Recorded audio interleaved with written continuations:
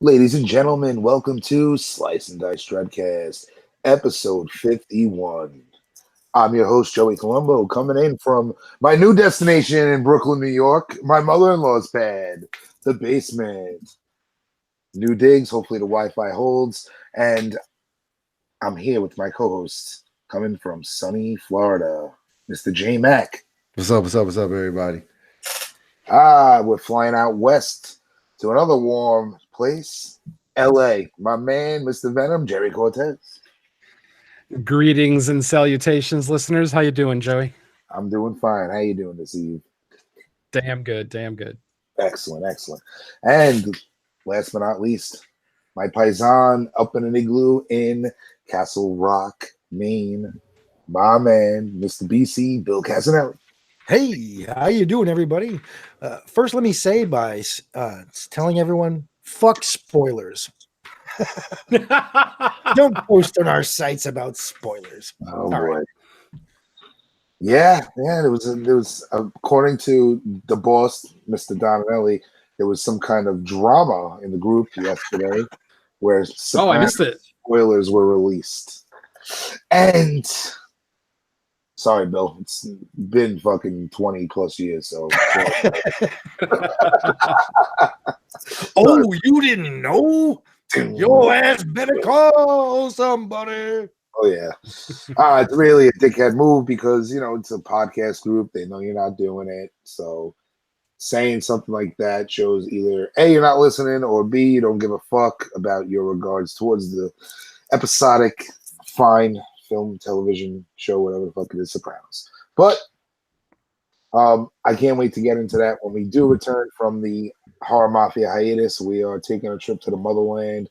Gonna go have some vino, eat a raw cow. It's gonna be great. So we'll be back. Well, you can't on Mondays, though. We'll be back around. We should be back for Memorial Day. But you can't eat cows on Mondays, I heard, in New York. No, Also, you can't have processed meats either. because that's the word on the block now, right? They're getting rid of hot dogs. Blasio. Is Terrible. that real? Is that true? That can't be real. I saw somebody posted it. A thing about it. I think that's just some It's not bullshit. fake. I'm not making this up. No, I don't. I like maybe it's being talked about, but I don't think it'll ever get past like the fucking. What was I this can't soda thing you imagine try to that. do? I just Googled hot dogs, and the first news report is hot dogs in New York City going to help climate change? Yeah, he's trying to stop processed foods, and you can't eat meat on Mondays. All right. Goofball. I didn't read this article, but the only thing, why are hot dogs fucking with the climate? Is it because of Because the cows factory? fart. What? So How about wouldn't it be this? better to kill the fucking cow and process his meat than just keep letting them fart all over the fucking place? Dude, it's crazy. I don't know. That's You know what? fucking wacky batshit stuff, man. You know what's crazy? People are psychotic. I agree. You know what? Far crazy left wingers fart. Kill them. Not that I'm joking. Bro, there's fucking dirty water dog stands on every corner of Manhattan. I know. Even Dude, that's what hit me. Like you're literally gonna destroy was the gonna- fucking economy of Manhattan. Yeah, that's what I was That's- gonna say. I've been to New York a few times, and I swear I see more hot dog vendors than cops. What the Not fuck are they even- gonna? What the fuck No. is Nathan's gonna do? I'm pretty sure it's like a historical landmark in fucking Coney Island. Yeah. Come to Nathan Oh, and get a hamburger. Suck Oh. that dick. Are you fucking I- crazy? I don't where know it hit me, man. politics, but this fucking guy, de Blasio, has gone off the rails here. in New he's York. crazy, man. He's But always been seriously, bad that's shit. where it hit me. I'm like, I'm gonna go to New York and I can't have a Sabretz? Fuck you. You know, well, de Blasio's from the fucking neighborhood me and Joey grew up in. So before he became a mayor, like I know people that like know him, that their kids went to school with his kids and shit like that. When he made his son grow a fucking like 20-inch afro to fucking start campaigning, like you gotta figure the guy's a fucking lunatic. You remember when they were doing the campaign and his son was in all the commercials and literally had like the motherfucking fro to end all fros? Like, He yo, had my it was uncle's 70s leather Like jacket. Jackson 5, bad as fuck, gigantic afro his kid had in all the commercials. Like Colin, the guy who kneels and Like he didn't have that fucking shit. Like when he, like up until his dad started doing this stuff, you know, you got to get that vote, man. It's fucking Yeah. crazy. It's I'm done with all politics. I'm so Yeah. ready for fucking anarchy. It's not even funny. Like, it's just fuck it and start from scratch. Speaking of anarchy and all that shit, and podcasting, Bill, you got a podcast that I believe you wanted to plug, but I listened to this podcast the other day that I was kind of blown away by it. It was a podcast that was basically envisioning if we had another civil war and how this could come about. It's called It Could Happen Here. And it's very well researched by a guy who's been in many other countries and seen actual civil wars go down. And again, it's all hypothetical, but it was just interesting to hear how it wasn't biased either. Like, he definitely showed both sides of the coins, how extreme left and extreme right could end up, making civil war. And it's pretty fucking wild because we're running a rat race. We're not thinking about shit like that. And like, for example, remember a couple of years ago with the guy Bundy there was the standoff? Yeah. It was like the cattle ranch or something. Yeah. There was that group of guys. Yeah. Hypothetically, I know this slice and dice. We can do whatever the fuck we want on this podcast. So this is an insightful conversation. Let's have it. Just imagine like 10,000 farmers and cattle herders and agricultural people got together and was like, fuck this, let's start shutting shit down, and start cutting out the food supply. Who knows what could happen? You know what I mean? Like all these little things, like, it's a lot easier to say than do because they'd be putting themselves out of business too. of course, but So, well, is it worth your ideology to bankrupt your family? That's a crazy thing to think about. True. yeah, it is. But we've seen crazier things than that, right? Oh yeah. We've seen way crazier things than that, especially when you're doing it for the cause, quote unquote, right? Mm-hmm. It was an interesting podcast to listen to, and again, something to think about, because when you're just waking up, going to work, coming home, doing it all over again, and living in the banality of the day-to-day trenches of life, that's the average day for an American, right? You wake up, go to fact, the job. Yeah, I don't even see news until I get home from work. Yeah. I work at DirecTV, so I watch news all day. You know what I mean? It's just like you're caught up in the day-to-day trenches of life, bro, especially when you're living in the cities, But like, think about it all. Anything's possible, man. Couple little triggers, and next thing you know, whole chaos is gonna break loose. So we'll see. We'll see what happens. But Bill, what was the podcast you wanted to plug? Well, I'm gonna plug it here. I'm gonna plug it on a Mafia podcast too. I want to say I've been listening to these guys all fucking week. I'm now caught up just about. They're called At the Mic of Madness. Mike spelled M-I-C, like microphone. It's two guys and a girl. They talk horror. They are non-PC. Be prepared for some crazy words. If you're a pussy, don't listen. If you're not, give these guys a listen. They're awesome. All right, PC Bill. Would anybody overly sensitive even be listening to us? Right? Nah, I'm probably the most overtly sensitive person that listens to this podcast. There you go. Oh, it's okay, Joey. We love you. I'm just gonna go sit in the corner for 15 minutes and unwind. Actually, they have a commercial for that. They have earplugs you can put in called pussy plugs. Oh, Jesus. That sounds a little different than a plug you put in your ear, but all right. No, this way you put them in your ear, you don't got to hear nothing offensive. Oh, nice. And they got shades you can wear too. Let's call them PC plugs, all right? Enough of that. Enough of that pussy word on my Those cunt bitches. Fuck them. Welcome. Oh to the shit! I can't say bitch. Again. Say anything you want. I know. I'm This teasing. is an American podcast. That's right. Hey, we're none of that mood shit on here. Free speech. Free speech here. This is We're not not in Canada. Oh shit. Love All you right, guys. what else is going on? Oh, heart. What else is going on with the chopping block here? I think we got a couple little pieces of beef to cut up. Any recent watches? I saw the Curse of La Llorona this weekend. Ooh. I'm so sorry. Yeah. So am I. I'm not gonna say the movie was bad so much as it was just boring. I mean, there was like nothing really worth paying money to see.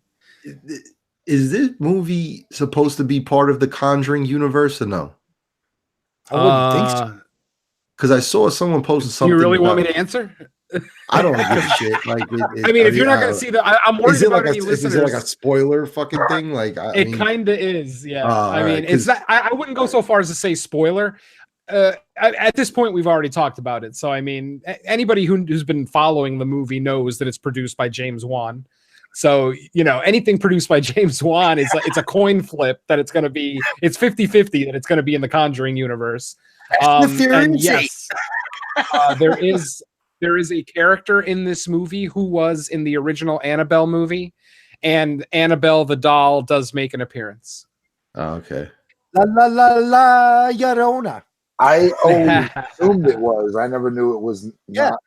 And then you know what Well, happens? I mean, I didn't know it was like I didn't know until Jason Lloyd announced it, and I was thinking, isn't that a spoiler? Because they don't imply that in the trailer, and I hadn't heard any talk about that until our boss kind of put it out there after he saw it at South by Southwest, and I'm like, that seems odd to just announce that, but whatever. Because I thought it would have been a really pleasant surprise if I hadn't known, and then you see Annabelle in the movie. It's like, oh shit, boy. See, because what I saw, the people would talk. Like, I forget where I seen it or what the fuck it was, but the people were talking something because the priest from the Nun is in the fucking movie too, isn't he? But that's he's what I was not talking about. the fucking priest from the Nun. No, not the priest from the Nun. The priest from Annabelle. The priest, man, The old guy who collects the doll. Yeah. Yeah, all right. Because I'm fucking thinking of the other dude from the Nun. I'm like, but they're supposed to be like completely different fucking time. Yeah. The frames, you Nun know? takes place. The Nun's in like the 40s. fucking 40s or some shit, right? Yeah. Yeah, and La Llorona takes place in 1973. Did you see I thought it was the modern. after credit scene there, Mr. Venom? I did. So you saw the part where Vin Diesel drives up in his car, and then they like try to resurrect Paul Walker. Oh, So they God. bring in- Oh, that would be a true horror movie. They bring the Warrens in to. Terrible. Fucking Lorraine Warren died since we've been on last. Yay! Yeah. Oh, what a dick.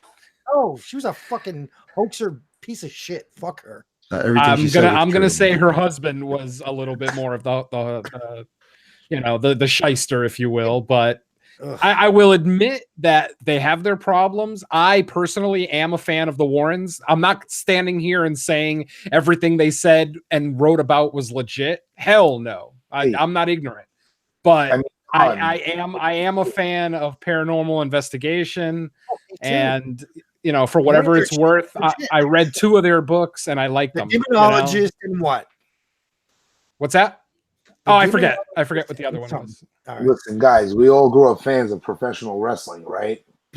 Yeah. They weren't the most moral figures to be looking up to.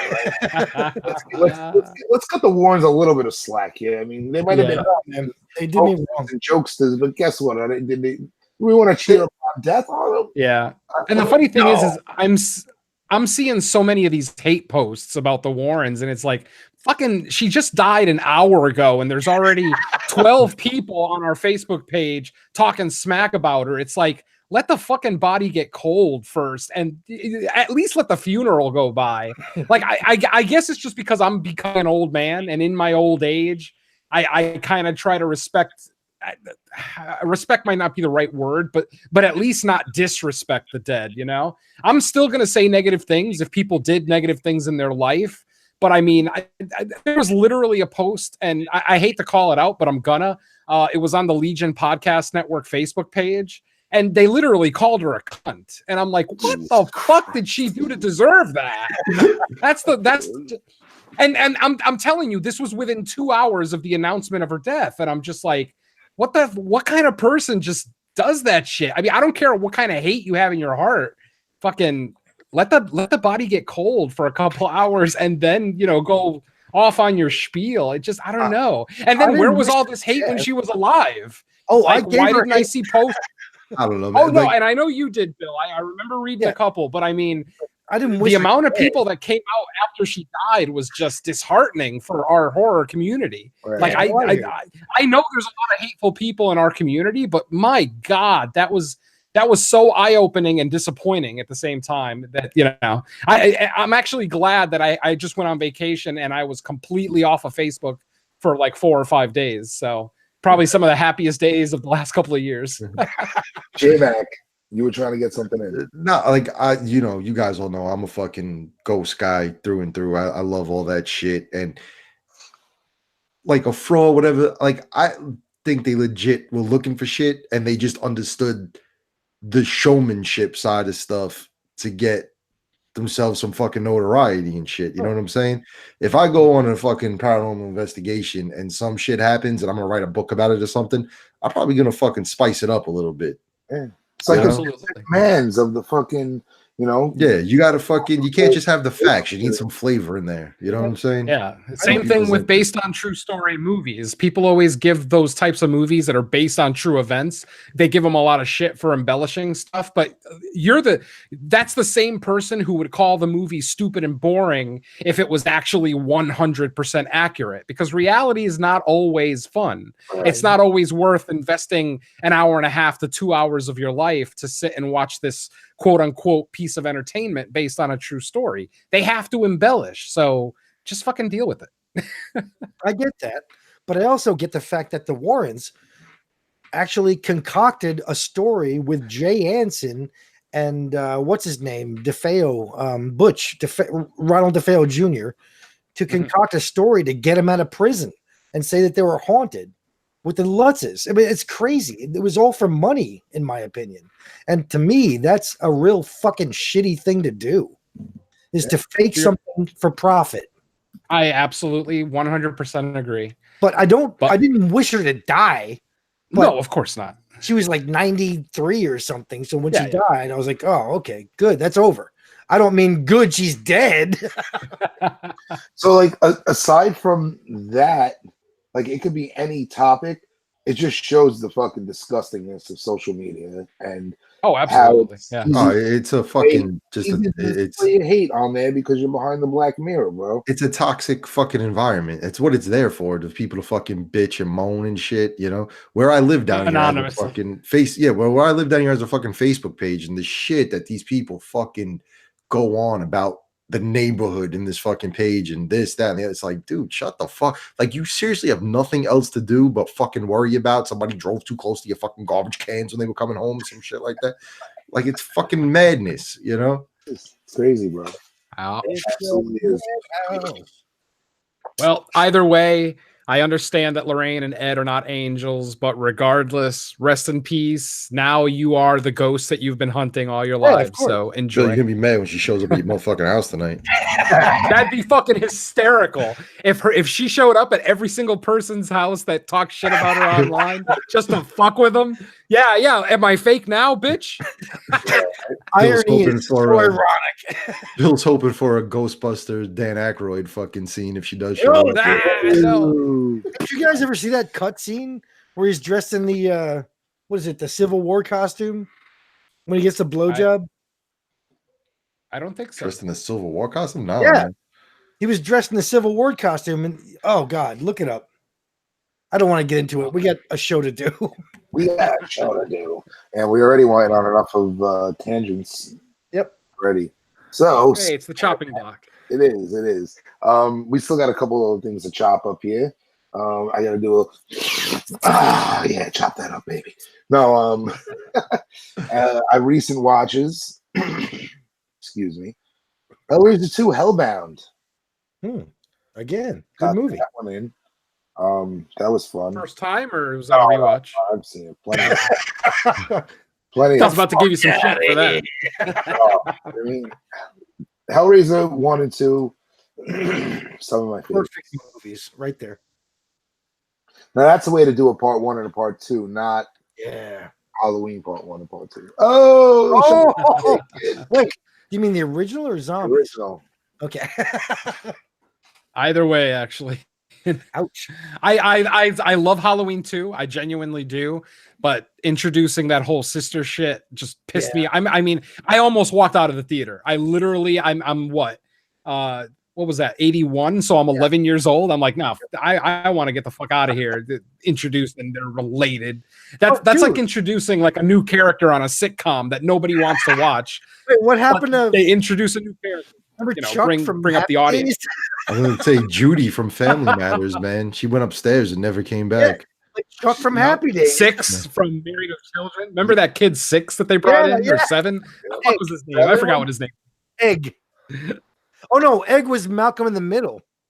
No, this 6. was his name was either 6 or 7. Because I remember making fun of him. Fucking number for a name. Yeah, I think it was 7 because 6 was the girl on Blossom, wasn't it? Yeah, you're probably I right. don't know. Yeah, thought it 6 was was on Blossom. Yeah, and I'm pretty sure it was season 7 also of Married with Children. Probably, yeah. You mentioned zombie. Did you see it was what, the 6th anniversary of Lords of Salem? He put out like a limited edition t-shirt or something you could buy, Nice. or re-released a t-shirt or some shit like that. All right, but I like that film. I gotta rewatch it. I fucking hated it the first time I seen it, and then See it again. yeah, I gotta because I know Bill, not Bill, you're Bill. Joey did fucking. You guys did it on That by with podcast. Mike, yeah, on That's My Podcast, and you were fucking sucking its dick. So I was like, I gotta rewatch this movie and see what's up. Oh, You're yeah. bored because you're wanting like fucking House of a Thousand Corpses, and you're getting like a slow burn fucking, which I hate that word. Which movie? Yeah, I remember seeing the poster for it and the fucking with her with the makeup on and shit, and just look cool. And I'm a face paint guy, so I was really excited. Mhm. And then I went there and I was like, what the fuck is this? piece Yeah, of shit? I get it. A lot of people didn't like it. Yeah, I gotta rewatch it. I thought it was pretty slow for the first half, but I thought the last act Yeah. made up Oh, for I it. agree. Yeah. But I like the first half too because I like Ken Foray and I mean, I like the music. I thought the The soundtrack music, was yeah. great. The actual song that they were talking about, I really liked. yeah, You know, the actual haunted song Right. or whatever. Yeah, it was the pretty Devil cool. song. Yeah. But yeah, Good stuff. I watched Hellraiser 2. That was a great rewatch. And then I watched another one that I haven't seen in so long. It was a holiday recently, guys. it was. You don't celebrate this holiday. J-Mac, you don't celebrate this holiday either. Are you an Easter worshipper? It was Pesach. Passover. Jerry celebrates this holiday. And I'm about to celebrate it right now, motherfucker. 420. I was driving to Vegas on that holiday this year. Woo, banger.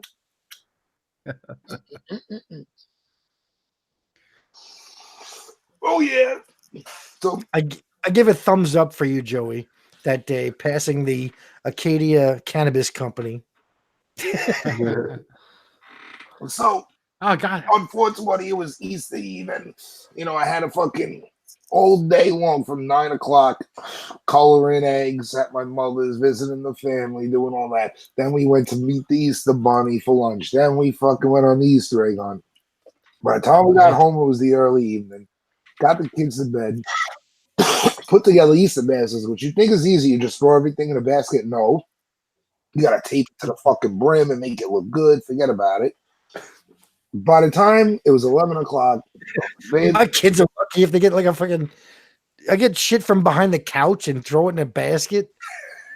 And like, oh, I got a quarter. Oh, I got some lit. Oh, look, I got the toy that I lost 2 years ago. Woo! I got a half-eaten M&M. All right. yeah, yum. So I said, babe, let's go downstairs, watch a movie. Let's fucking roll one up, and I find this little number. Oh, Yeah. yeah. Nice. Good movie.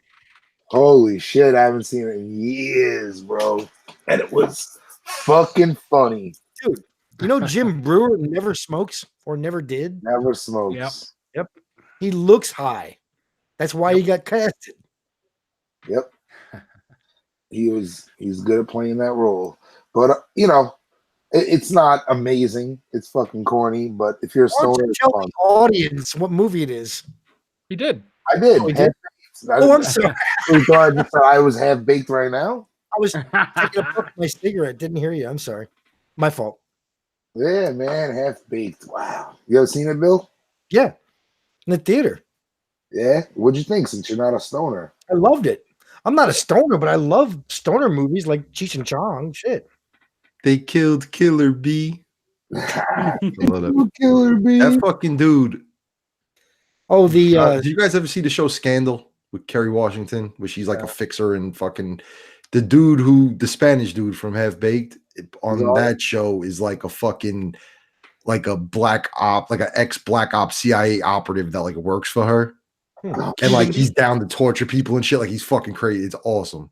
I didn't see the last couple seasons, but the first few seasons of that show are really fucking good. And I'm also madly in love with Kerry Washington. So, It's gotta be like 50 years old. He's probably in his 40s. I don't know. 40s, right?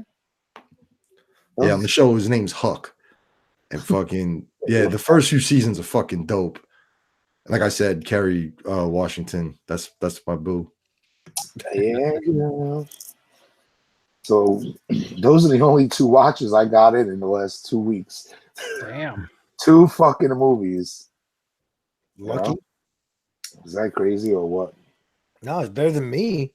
Plus the 2 movies for the show, 4 movies. Oh yeah. What are you gonna do? Yeah.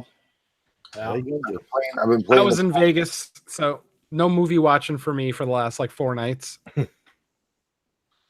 win the cards. I broke even. I played a few tournaments and really couldn't make any headway, but I made my money back in the cash games, so basically broke even. Nice. Good. It's the way to be. Oh yeah. Winning right there. Losing $100 is a It's my first. losing $100 in Vegas is a win. Sure, absolutely. This was my first losing trip to Vegas though in like 8 years, so I was a little disappointed. It'll be cool playing poker with fucking Jennifer Tilly. I would lose. Kind of, as long as she doesn't talk. Dude. She wears her voice kind of grades on me. Oh, really? No, I dig it, man. A little I bit. love her voice. So No, I mean that kind of that high pitched sensual thing is cool for a little while, but like after years of it, it's like I actually felt like she was the worst part of that last Chucky movie. And I love the last Chucky movie. See, I disagree. But to me, like every scene she was in bothered me. I like rolled my eyes to way too much. No, I'm And all I in. love her. I actually, I used to love her. Once she started playing poker and I would see her on TV like almost weekly, I started to realize that her voice was annoying. Wow. So I would I mean, I don't feel that way about her, but I used to love her too. Uh-huh. Yeah, I don't love her as much as I used to. Wow. Yeah. All right. I'll take her off your hands. Yeah, I still ain't mad at it. But She seems a little high maintenance. I wanted to bring up a movie that I wanted to do. What's that? Bound. Oh, Jennifer Tilly and what's her face from not Striptease. Gina Gershon. Gina Gershon. Gina Gershon. Thank you. Yep. That's a movie I like to watch alone with a box of tissue. Because he cries. Yes, because I'm tearing up, you fucking perverts.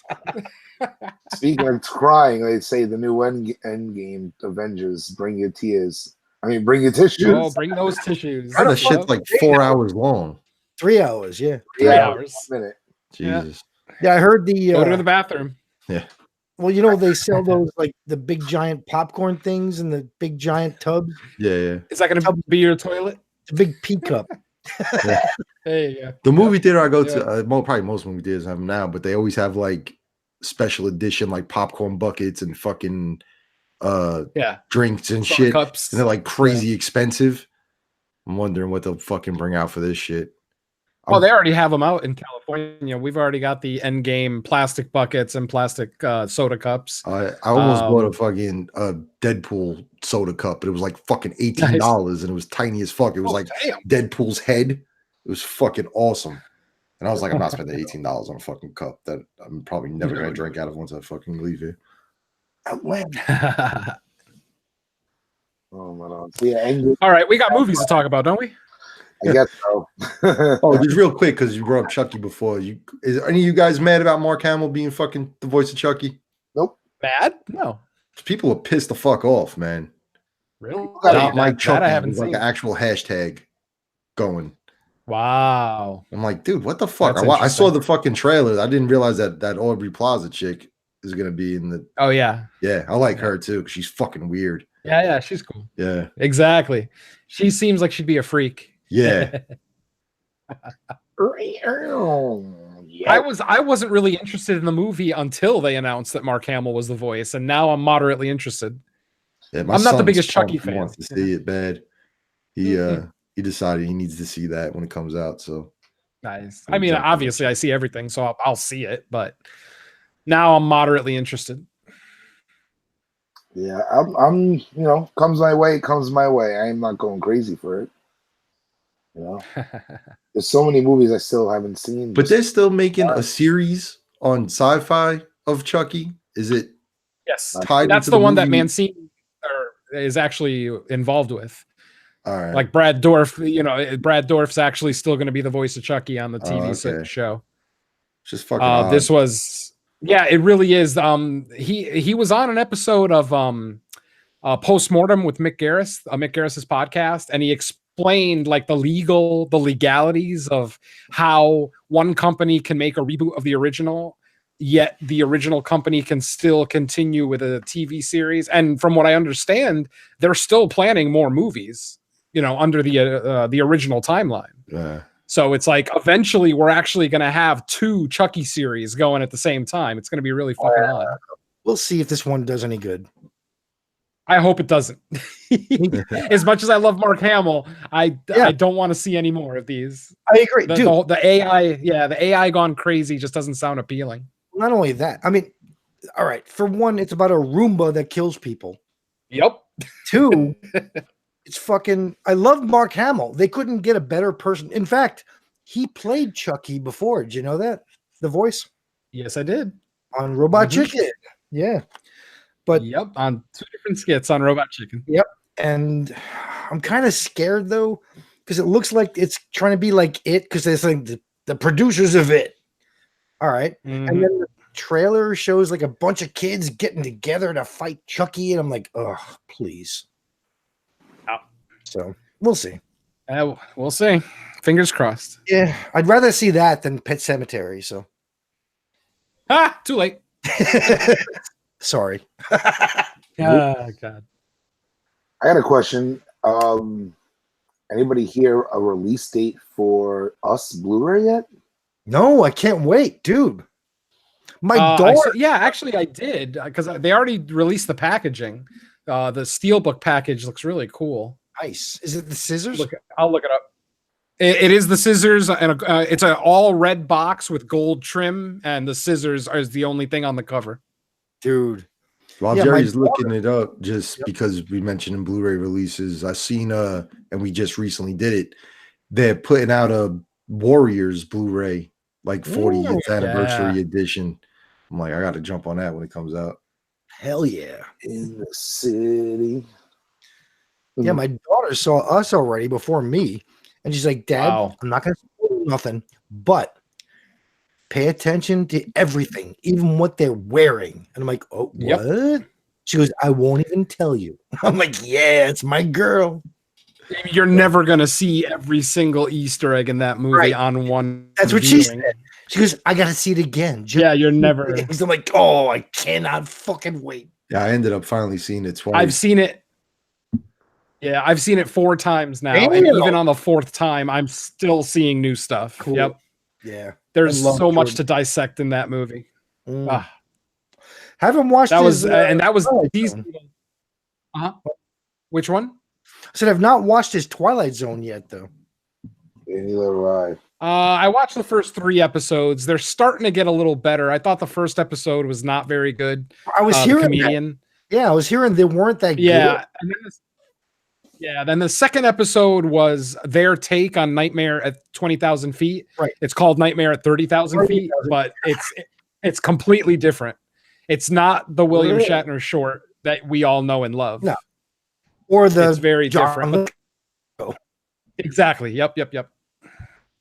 But it's weird because I've heard mixed reviews. Like there are some people that are diehard Twilight Zone fans that absolutely love what they did with Nightmare at 30,000 feet, and then I've read others that absolutely hate it.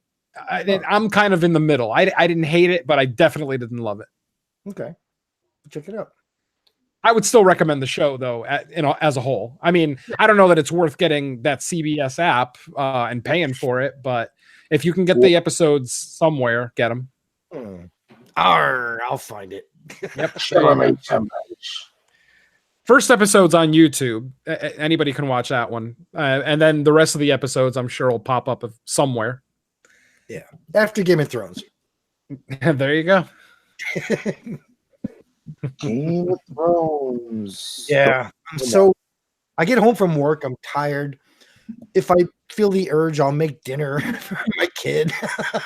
Then I'm beat. I'm like, all right, bedtime. So yeah. All right.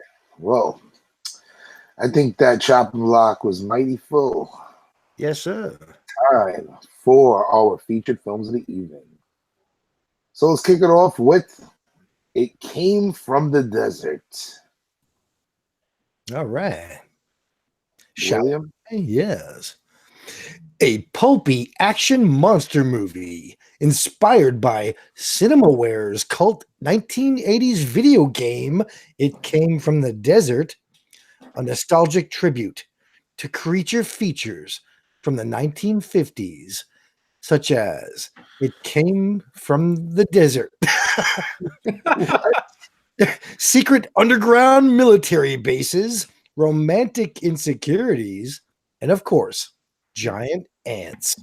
Oh my God, you totally botched that up. But it's How all did right. I botch that up? Because you I think IMDb botched it more than he did. I read directly from the IMDb. Yeah, that's what I mean. No. It is not 1950s, such as It Came from the Desert. No, it is the movie It Came from the Desert. There's no such as. Oh, sorry. I put such as. Oh, Manajala. All right. And you forgot the whole sentence about rival motocross heroes and heroines and kegger parties in the desert. You know, we need that. We need that stuff. All right, let's try it again. Take two. Ready? Nope. Anyway, let's go.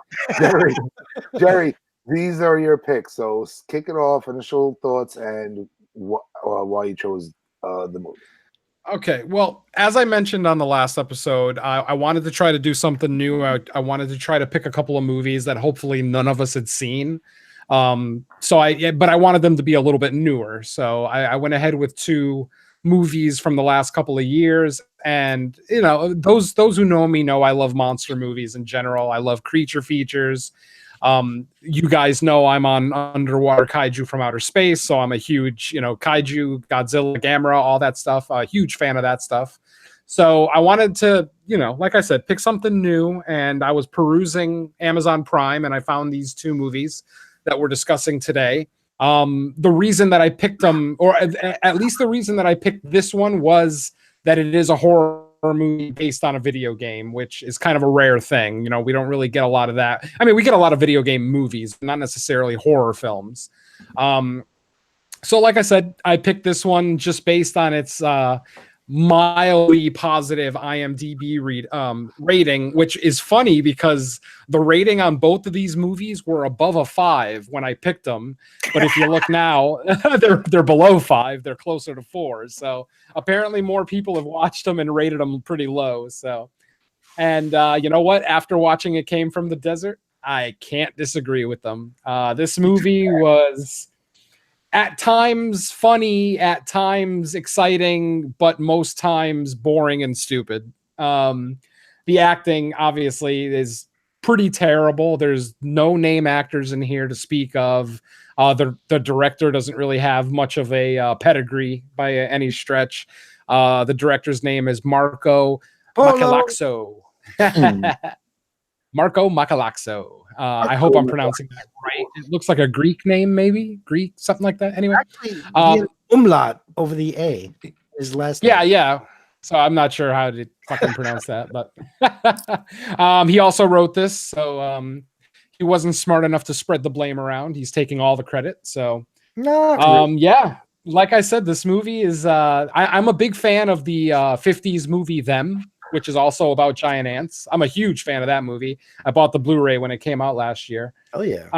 So I was hoping that this might be like a sentimental, kind of not so much sequel, but just spiritual successor, if you will, to Them. And I was dreadfully wrong.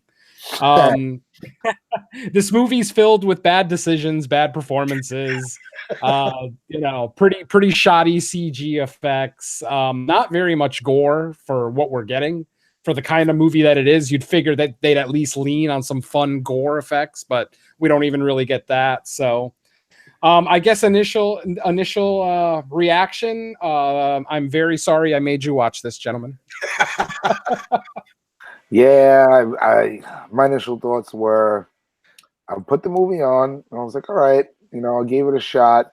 But by 1/3 into it, 30 minutes in, I was like, oh man, this is just ridiculous now. Couldn't take it anymore. That fucking friend was just annoying as shit. Which one? There's multiple annoying characters. What What's was his name? In the blonde one? The bike rider, The bro or the mechanic? The bro, yeah. bro, not the mechanic. Lucas. Lucas, yes. Yes, I mean he was written to be a total douchebag, and I guess that's a successful performance because he comes off as a total douchebag. So yeah. Yeah, but at the same time, it's supposed to be, you're supposed to care about him too. Like he's that character, like, they're almost Pinky in the Brain. You know what I mean? Like, am I the only one that fucking Brian, the blonde kid, reminded them of fucking Denny from The Room a little bit? Oh yeah, absolutely. Danny, come here. Oh my god. Oh, hi, Brian. It's like, At least Brian wasn't a drug addict. Oh shit. Oh man. So, like I said, halfway through, I was absolutely done with this movie. I knew where I stood. It's a decent attempt, but it's a failure in the end. It's something that I will never watch again. Something I couldn't care about, and it sucks because, I went into it like, all right, let's go here. It's night, popping on for the show, and slowly you just start fading away. It's easy to just be like, all right, I'm picking up my phone now. Let me just scroll the newsfeed for a moment here because this movie sucks. I will happily say I've seen a lot worse.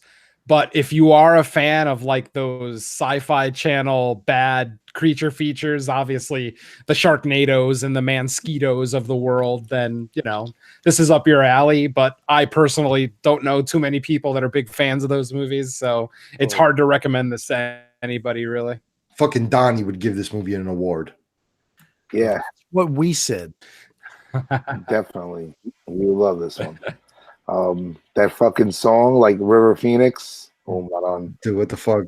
Go down like River Phoenix? Dude, the soundtrack. Yeah, this soundtrack. Did anybody else Wow. the Scorpion remind you at times they were trying to do a fucking Stranger Things 80s synthesize-y kind of fucking thing to it? Synthwave. Yeah, that shit that they do in fucking that they ended up doing in that Summer '84 movie too. And I'm thinking this movie takes place modern fucking time. Is it just because the video game came out in the fucking 80s that they're going that direction? Oh, it did. That's weird. I didn't really get that impression. I mean, because the licensed song and the licensed songs in here are all 90s pop. They're just garbage.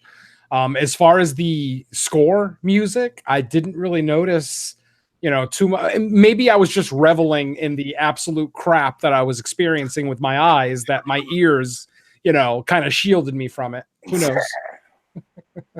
Shield from the shit. Oh man. Did anybody else want to watch the Eradicator movie way more than this one? That fucking Eradicated thing, when it first showed up, the little clip they showed or whatever, reminded me of the fucking Wraith with the fucking exactly. on the fucking profile. I was like, cool. I was like, all right, maybe this is gonna be fucking fun. And then not so much. Not as much. It's fun watching stupid people die, but it at times, I mean, this movie just got painful. It just, some of the dialogue specifically, it was the dialogue that really just kills you in a lot of the scenes.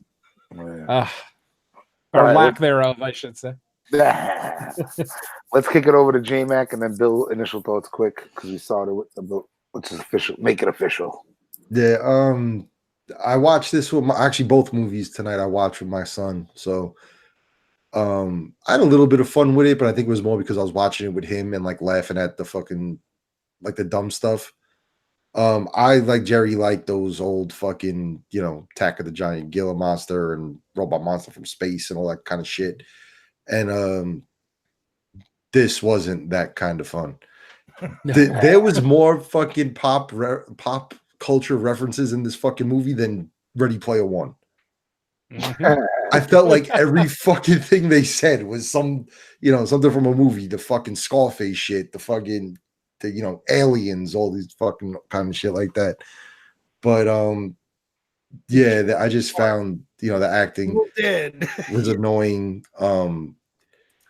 The dude, I don't want to get too far out of everything, but yeah, there was a couple little, I thought it was funny when the fucking giant ant was drinking the keg. but it's just absolute ridiculous. But it was pretty fucking bad. You know what? The movie, for the budget, this movie could not be done well. This it needs some kind of a budget to make this look good. Yeah, they definitely need more practical effects. I mean, all CG just doesn't work. No. It's too much. Doesn't work. I mean, I'm going to say the CG wasn't the worst I've ever seen for a low budget kind of sci-fi channel style film. Sometimes there were certain scenes where the interaction between the ants and the people actually seemed fairly fluid and believable looking. But then in the very next scene, they would show two ants talking to each other, and that was it. I would lose any goodwill that the movie earned with the last scene. Got destroyed by the ants talking to each other and the fucking giggling. Oh my god, the giggling. Fucking giggling ants. What? They weren't scary. Dude, not scary. Are you copying my notes there, Jerry? All right, Bill. Initial thoughts. For one, I actually had this video game on the Amiga. Yeah, me too. And I didn't realize it watching the movie until after. Two, I found out that Trent Haga, someone I know in real life, helped with this script somehow. Ooh. Yikes. Ugh. This movie had a script? Fooled me. I learned that I was done as soon as the ants started talking to each other like critters. I'm done. I want to shut this. But they only talk to each other in that one scene, right? Or did I miss something? Just that one. Well, there was two scenes where they actually looked like they were communicating. And listeners, by the way, when we say talk, they're not actually speaking like in English or anything. They have their own little clicks and pops. Yeah, but there was only the one scene where it actually had subtitles to what they. Like critters. Yes. Oh, yeah. As far as the subtitles, it was just that one scene. But that was enough to fucking destroy it. Yeah. See, I thought, and when that happened, I was thinking to myself, all right, well, maybe it's gonna be funny, and the fucking ants will have a lot of dumb shit to say to each other, and it'll be fucking, at least somewhat amusing. You know what I mean? Yeah. Right? No. Then just nothing. It was like a fucking one-off. One ant said to the other ant, "Stop laughing."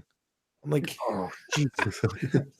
But that's all they do. The ironic part is they didn't have that sound effect there. Right. Yep. But later, listen to the movie, you hear the ants going, and I'm like, Jesus Christ. Yeah. All right. I wrote down in my notes that this is a horror comedy where nothing is funny or scary. Right. Right. Terrible. Give a shout out. When I was watching this, I posted that I was watching it. My friend Christy Langford goes, I love this movie. Yikes. She lost all credibility for me. I could see why somebody might like this movie because it's obviously we're all seasoned horror fans here. And when we watch something called It Came from the Desert and we know that it's a monster movie, we have certain expectations. We know it's going to be mildly cheesy, but we kind of hope that there's some decent writing, some decent direction, whatever. This movie had nothing of quality. Like about the only good thing about it was the cinematography. And ultimately the cinematography, when you have a nice desert setting like that, it's not hard to have good cinematography. Any half-ass cameraman should be able to get some nice scenic shots of vistas and plateaus and whatnot. But anybody with a drone in New Mexico could get a great shot. Yeah. Guess what? yes. This was not filmed in New Mexico. It was filmed in a bunch of crazy fucking European cities. Yeah. Ugh. All right. Next. I'm sorry. I'm trying to get my first initial thoughts out. Yeah, go ahead. Atrocious. The writing, atrocious. The CGI, God. Atrocious. Yeah. I was surprised at the end that they had a credit for special makeup effects.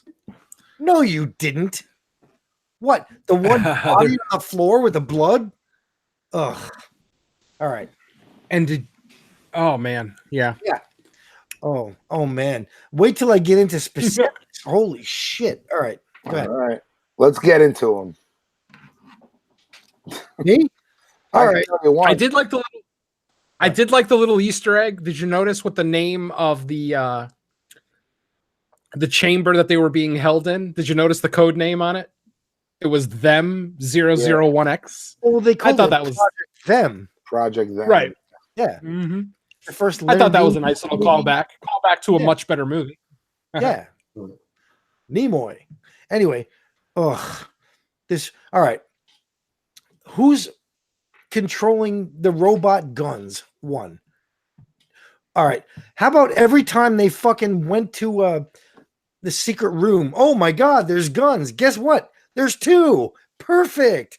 Oh, and here's this cutter that can cut through the webs. All right. Oh, look, what's this? Motorcycles. Two. Perfect. Oh my fucking God. Plot. Yeah, there was way too many. Ugh. Exactly.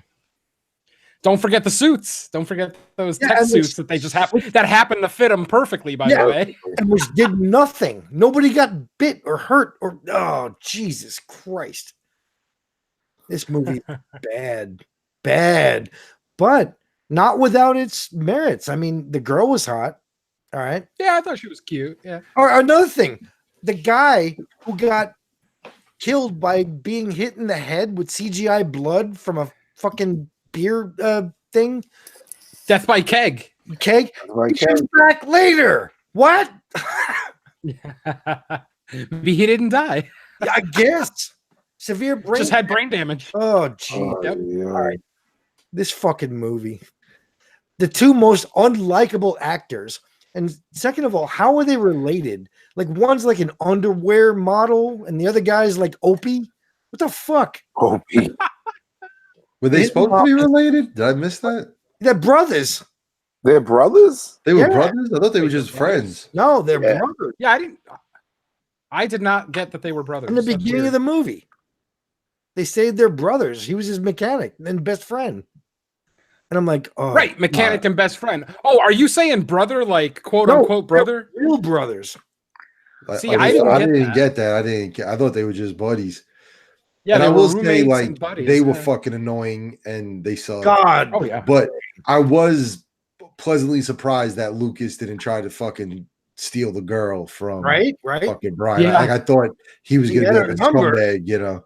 I was like, hey, look at that. He's a fucking stand-up guy, even though he didn't put his beer down and try to save his fucking buddy. Yeah, but he had her digits, man. He was gonna fuck her.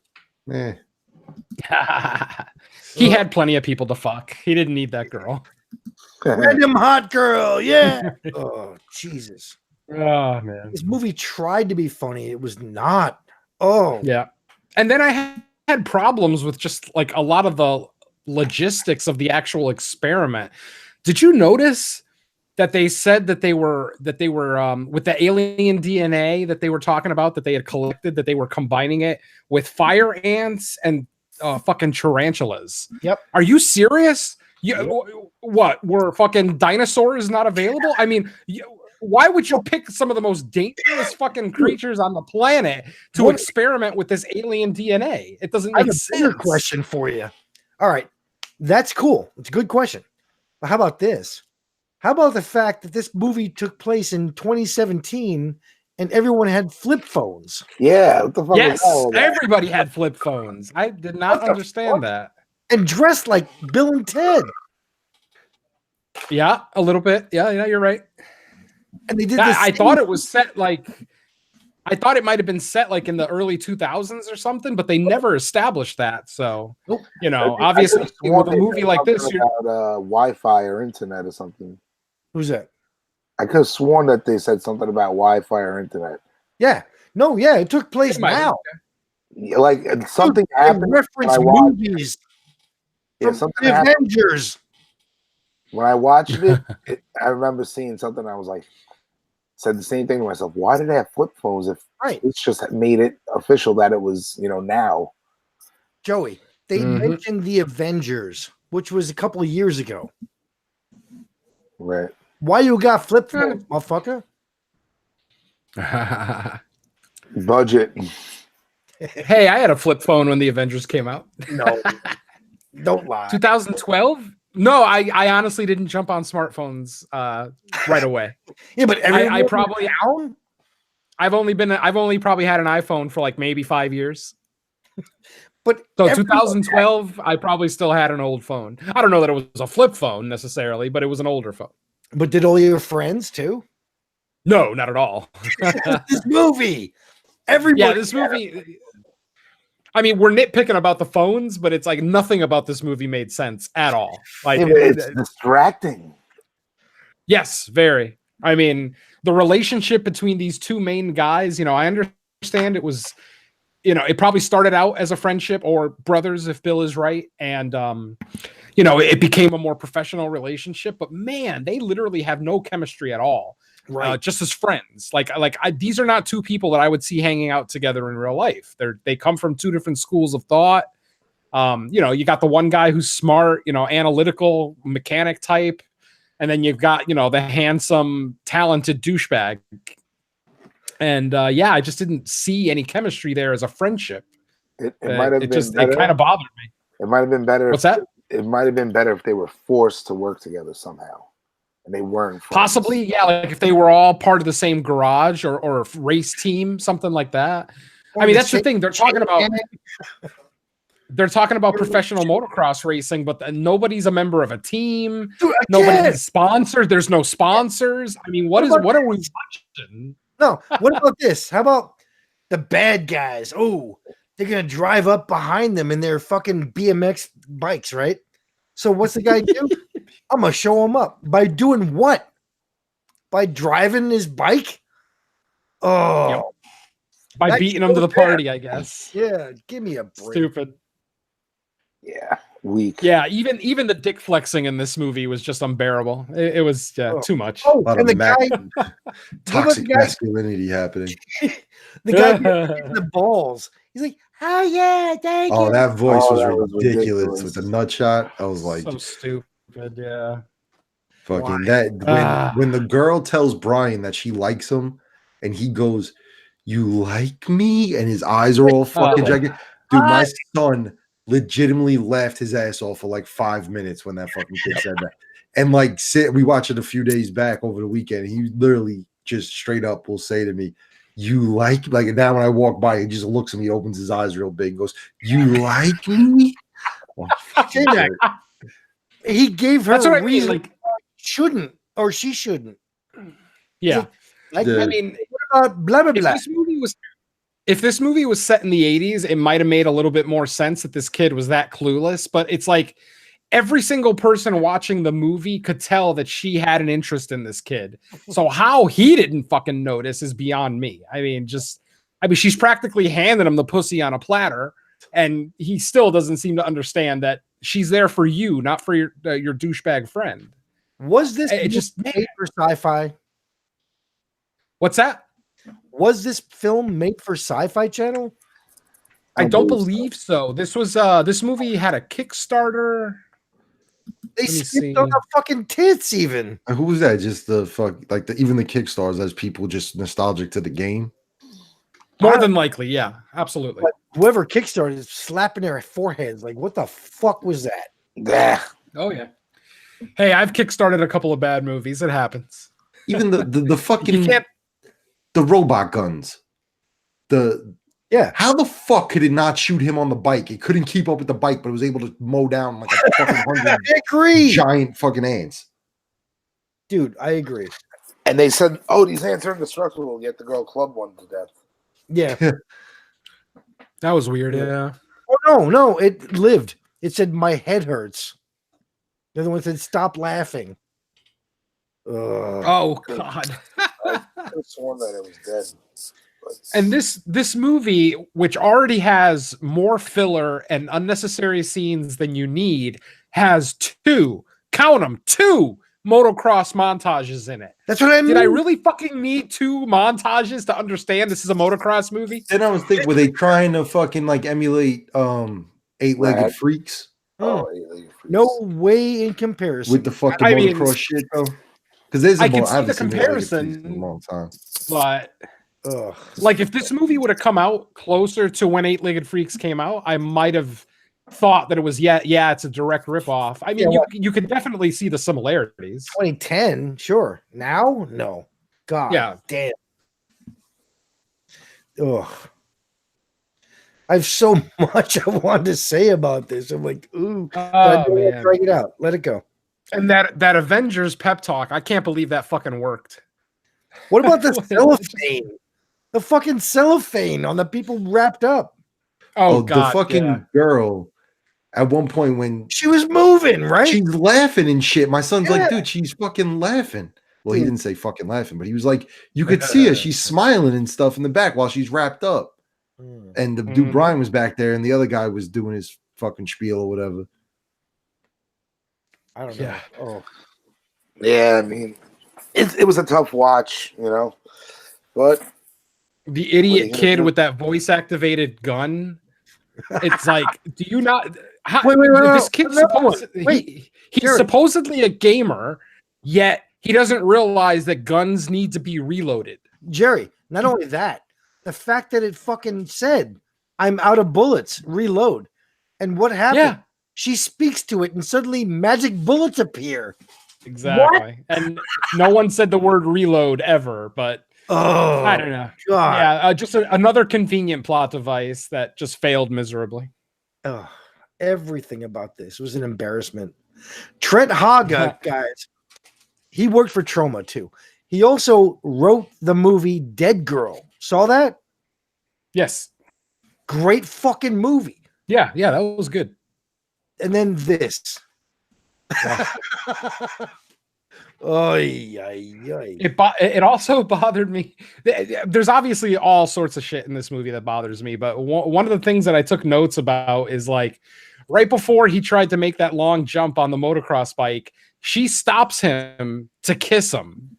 And I'm thinking, well, wait a minute. So a kiss is going to make him jump farther? What the fuck was that about? No. How about the fact that, all right, first of all, when they first showed the bike in the beginning of the movie, I said, oh, yeah, he's going to ride the bike and jump some fucking thing like over the ants and make this big crazy thing. And guess what? They did. But not only that, the fact that when they showed it on a long shot, it was like 6 feet. And then later it was like 30 feet. Exactly. Yep. What the fuck? That's what I'm thinking. I'm like, there's not even like a ramp, a fucking rock. Like, there's nothing to fucking give him any elevation going off of this thing. And he's just exactly. gonna gun Yeah, it it's and a hope for the straight. best. Yeah. So bad. And did you notice how when he left the cliff, he's actually in an upward arc? Yeah. So the bike magically hit this invisible ramp and went upwards. It was Oh it was my a God. prototype bike that can fly. And, That's probably what it was. and despite everything that we're saying about it, all the negative shit that we're saying, the biggest slap in the fucking face to me about this movie is that count them, no less than 3 characters in this movie use the famous line, "Give me some sugar, baby." Yes! Fuck you. You are not Bruce Campbell. You do not get to say that ever. Fuck you. And not 3 fucking times. Yep. Ugh. Although Movie. Irate. I will give a good part. One joke made me laugh. The part which where one? after she kills the ant, and then she says, "Oh yeah, they release a pheromone that attracts other ants and puts them in war mode." And Oh, then How did you? He's so smart. Yeah. read it off the side. That part made me laugh. I'll give it that. Yep. And I will give it, for whatever it's worth, I'll give it credit for one jump scare that actually got me. Really? When the kids first got out of the facility and they get into the truck and they're having a little conversation and that one ant pops out from the back of the truck, that actually got me. I was not expecting that. Mainly because they didn't really do many jump scares in this movie, but I'll give them credit for getting me. I was half expecting the queen ant to like try and fly over, and I was It saying, had fucking wings. Why did it stop? wait. Well, I'll get. Oh, to they that. were all fucked up though. Did you see the wings? Oh, Yeah. Queen ants can't fly. They're too heavy. They get Right. the wings, But they the develop- wings themselves, if you looked at them, they were all torn and shitty looking. well, that too. But the fact is, Yeah. queen ants can't fly. When they are, Right. they can, but once they become queens, they can't because they get Sure. the babies. So that So I was waiting to see that fly across. I'd be like, bullshit, but they didn't do that. Yep. That's all right. They kept true to the ant. Good for them. Yeah. They kept some science in this. Come on. What about the one guy, the doctor, who's talking to him? And he like turns around for a second and there's a fucking spear through his fucking chest. Didn't you see it Yeah. coming? Hello. Exposition guy always dies. I know. But Exposition guy. they didn't see it coming behind him. The kid was talking to him like seconds ago. I mean, yeah, those ants could not sneak up on anybody. They look like they weigh 10 tons. And when they're walking around in the facility, you can hear their feet stomping on everything. It's like, I can't imagine they could and they sneak up on click. anything. And they sound like Geiger counters. Like, it's like what? Yeah, that didn't make sense too. It's like, it's fine if they're radioactive, but where are the Geiger counters that are making that noise? It makes no We're like sense. Geiger counters. No, it's them clicking. All right. So The bad. Velociraptor. And then I don't want to harp on this Shit. too terribly much, but then the very last shot of the whole movie when our fucking hero actually says, "By the power of Grayskull," and then it goes to credits. That was the cherry on top of my shit sundae for this movie. Let me tell you. Shit, son. Ah. Oh, So, what do you rate this shit Sunday? Let's rate this bitch and get out of here. Oh God. As far as a rating goes, I mean, like I said, the only positives I can give this movie is that the cinematography looks halfway decent and some of the CG effects are okay. Otherwise, I can't really say too many positive things about this movie. Oh, and then the one jump scare that actually got me. I'm gonna go with a 1.5 out of 5. All right. J-Mac. I'll give it a 1.5 too. Yeah, there was really not too many redeemable qualities about this thing. It's just tough, man. Like I guess I could respect the attempt for that old, like, B movie type shit, but it was fucking bad.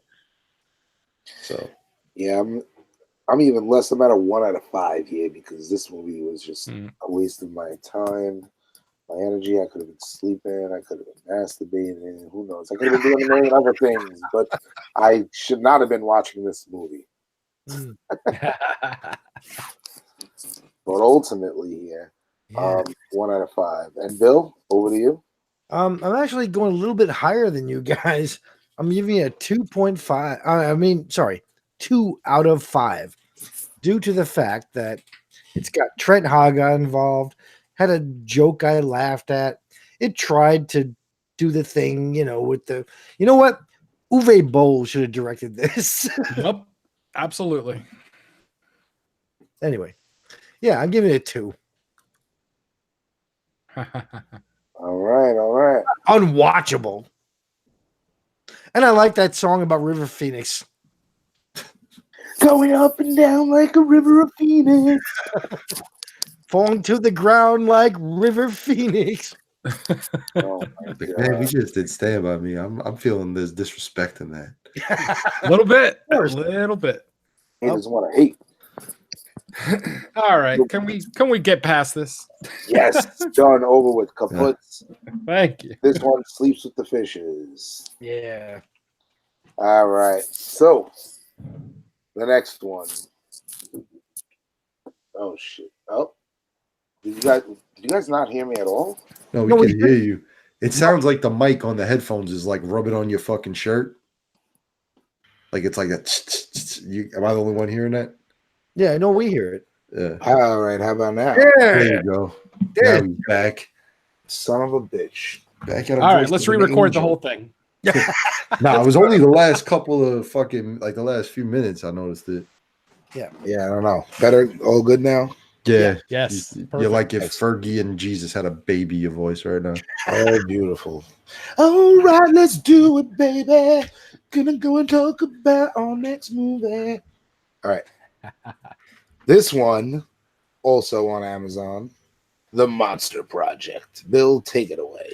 And I'm not going to fuck this up. Ready? Ready? The Monster Project. A recovering drug addict takes a job with a documentary crew who plans to interview 3 subjects who claim to be real life monsters. Oh, boy. Ooh. All right. Jerry? Another pick. Okay. First and foremost, I watched these 2 movies on the same day back to back. Mhm. So I watched It Came from the Desert first. After watching that monstrosity, I actually enjoyed this one. Now, before I go first. All right. I saw the other one first. All right. Oh God. Before I go too much farther, people need to know I love found footage movies. I've been a found footage apologist since day one. Absolutely love them. Even some of the bad ones I can still enjoy. I'm with you, man. All 13. And then monster movies. I'm a huge fan of monster movies. And when I read the synopsis for this movie, and I heard that there were multiple monsters being represented, I'm like, okay, cool. We're gonna get a little variety, which we did. We did get. Mhm. And like I said, I ended up enjoying the movie. I'm gonna sit here and say it's a great movie because it's not, but it has some decent performances. I thought all 3 monsters, well, the 3 original ones that we meet first, I thought all their interviews were fairly likable. I think the Skinwalker interview was probably the best of the 3, but I did enjoy all of them for, at least the first parts of the movie. As we discuss it a little bit deeper, we're going to get into where the movie failed. And its biggest failure to me is just repetition. They rely. See, the thing is that the acting, though not great. Act 3. Oh, Act 3. Yes. Act 3. The movie definitely falls apart, but we'll get into that. So like I said, being a found footage apologist, being a major monster movie fan and creature feature fan, this movie spoke to me in a way that it probably doesn't speak to a lot of people. So if, I've heard after watching the movie, I went online and read some reviews and, tried to see what people thought of this because I had heard so little about it when it came out in 2017. So it seems like a lot of people are very split on this movie. It seems like a lot of the younger generation of horror fans do not like the movie. They don't really enjoy it. I mean, a lot of them don't really like found footage in general. And then a lot of the older horror fans that I was, reading their blogs and seeing their YouTube videos, they actually enjoyed it. And these are people who claim not to like found footage movies. So that kind of says a little bit something about the movie, is that it's a found footage movie that people who don't like found footage might actually enjoy. I feel like there's not nearly as much shaky cam as there are in a lot of, I mean, there still is some, don't get me wrong. I mean, any movie where you're running away from monsters with a body cam on, it's going to be shaky at some point. But I thought that they kind of minimized all the shaky stuff. Even though most of the movie is shot in night vision, most of the second half of the movie is shot in night vision, I never was confused about where I was. I was never confused on what was going on. It was always very obvious which monster was chasing them at that particular time, which monster was attacking, blah, blah, blah, blah, blah. So, I'll give it credit for that. But most of the other positive stuff I'll get into when we get a little bit deeper into it. But initial thoughts, I enjoyed it. I don't know that it's anything that I'll ever need to revisit, honestly, unless they do a sequel, because, based on the ending, it seems like they could go that route. But obviously the movie's not very popular, so I can't imagine it will get one. But for all intents and purposes, I enjoyed it. And like I said, watching it right after it came from the desert probably helped a lot. All right, J-Mac? I'll start by saying I am not a huge fan of found footage movies in general. I think, honestly, probably my favorite found footage movie was the one we did for Zenith with the Dyatlov Pass thing. Oh yeah. Was it The Devil's Pass? Devil's Pass, yeah. Yep. With that being said, though, I feel like I really love the idea of this movie. Yes. I think it was really a cool fucking idea. And if it was done a different way, it could have been really fucking cool. And I mean, we'll get to it, but to me, I could ignore some of the shit. There's something they did weird that I've never seen in a found footage movie, or maybe you guys could fucking explain it to me once we get talking about it. But just how it was supposed to work, or we're supposed to understand it. And then the end kind of fucked me all up. I was like, what the fuck just happened?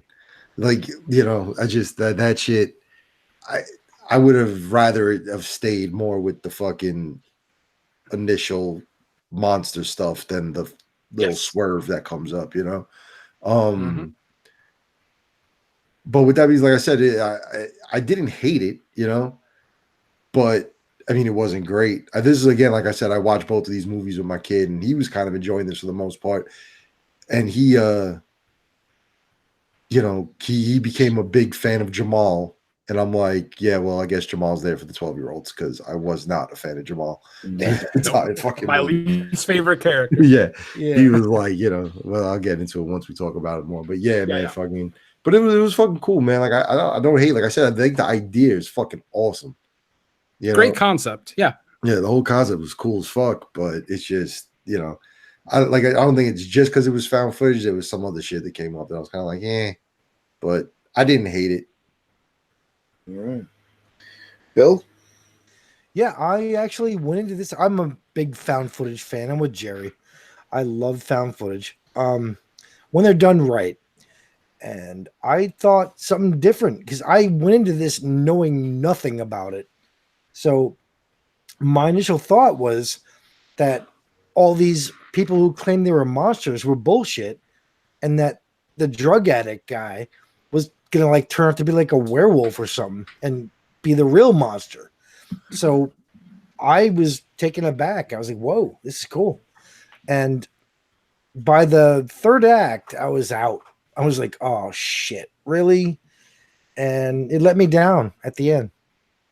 Yep. All right, I'll follow up with my initial thoughts, agreeing with Bill. Third act, shit the bed. And J-Mac, great idea, but not executed properly. Ultimately, going into the movie after watching, They Came from the Desert the night before, I was a little more optimistic, I'm not a big fan of the found footage either, but I'll still give it a shot. But after the first act, I pretty much knew it was going to go downhill. I don't know, felt a little too cliche ridden, right? Like the characters were caricatures rather than actual people that you would care about and were unique and had substance in them. So it's just, it trotted along. It was like 45 minutes into it, and I was like, how much longer is left? And I clicked it, and it was an hour and 40 minutes, the movie. Way too long. Way too long. And I don't know. I mean, as far as like the kills, nothing special. So I mean, what here it interests me? The idea of it. That's what interests me. Like if this was an actual show like produced on HBO, like with people not trying to make hoaxes, I'd watch it. You know what I'm saying? Sure. Initial thoughts. It's funny because I live out here in LA. I didn't think any of the people in this movie were caricatures. I thought they were way bigger caricatures in the last movie. This one, I actually know people like this, like Devin, the main guy.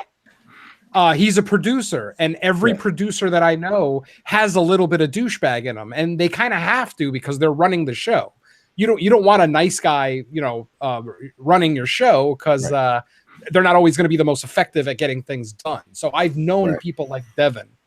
I've known people like the drug addict kid who was, of course, but the thing is, really, really weak. They're human beings that have more substance to them. These people don't here on this screen. You know what I'm saying? Oh, you're absolutely right. Don't. But I think that's the intention. I think the intention is that these are substanceless people. They're hollow. I see. I can't go so far as to say caricatures, but I can definitely say they're kind of cookie cutter if you live out here in LA. The overly exuberant cameraman, agreed. The ex druggy PA who doesn't really want to be there, but he needs the money.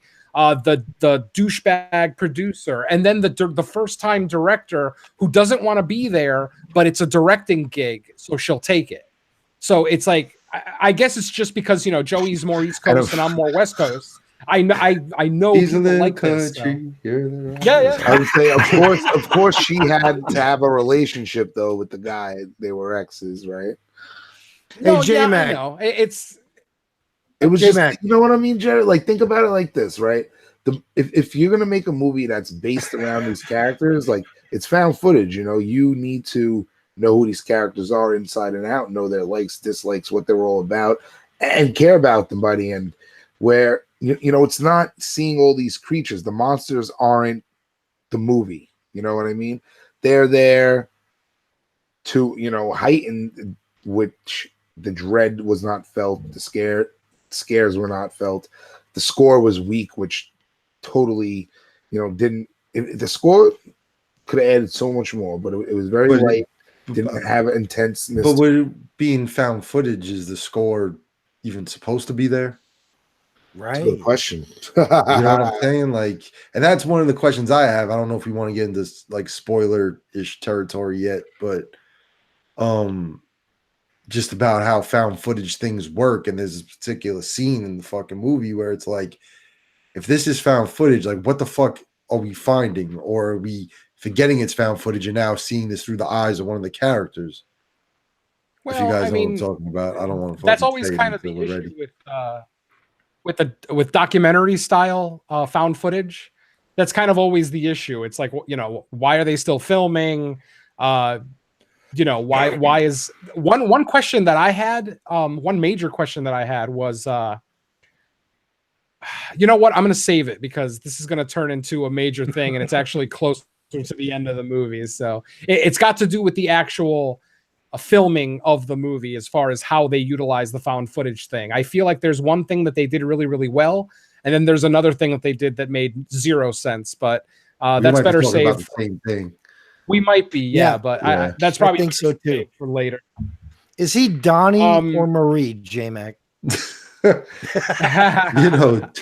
got to be Marie with those tits.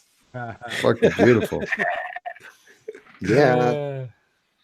But I agree with both of you that there's something done right and something done wrong. I bet you we're all going to say the same fucking thing.